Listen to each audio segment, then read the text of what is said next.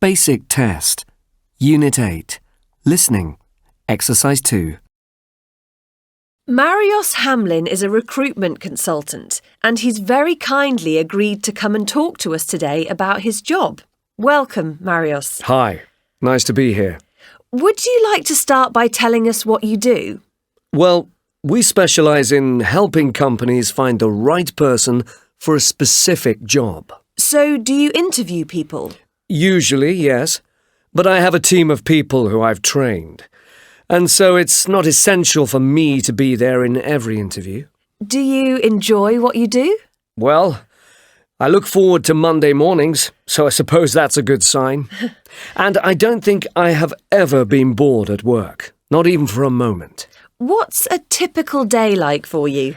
I don't think 2 days are ever the same, so it's hard to talk about a typical day. But I usually start work at 8, and in the morning I deal with new emails that have come in.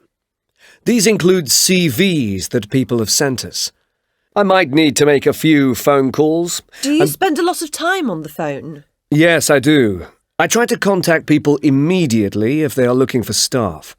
I let them know that I'm sorting out possible candidates for them.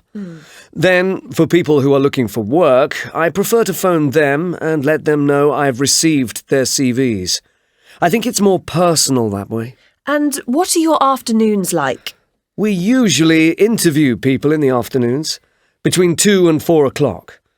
Normally, we're able to finish work at 4 or 5 o'clock, but 2 days a week we work late, usually until 8 or 9 in the evening. For those people who are already working full-time and can't come for an interview during office hours. So 2 evenings? Yes.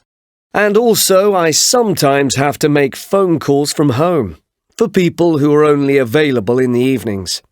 But generally, we get most of those done on the days we stay late. Sounds like a busy week. Yes, it is. Marios, I'm sure a lot of our listeners would like to hear what makes a good job candidate. What do you look for when you interview people? In my opinion, there are 2 sides to the story. Firstly, is the person suited to that kind of job? I mean, are they in the right general area? Or do they need to apply for different kinds of jobs? And what else? The other thing applies to everyone, and to any job. It's about the person. We look at the personality. Can you explain a little more? Yes.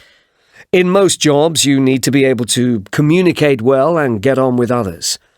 We've all heard of people who are really intelligent but can't hold a conversation. There aren't many jobs that need people like that, I'm afraid. We look for people who are self-confident but not big-headed, creative but also a good team worker. Do you get the idea? Yes, I see. And one last question. What about appearance? How important is that? Look, it is important. But imagine someone who is wearing a really expensive suit, who puts his feet up on the desk. Does that give a good impression? No, despite the expensive suit. You're right. On the other hand, if someone can't afford expensive clothes for an interview, that isn't a problem. You can still look clean and smart. The most important thing is your attitude, not your clothes. Some excellent advice there, Marios. Thank you so much for talking to us today. Thank you for inviting me.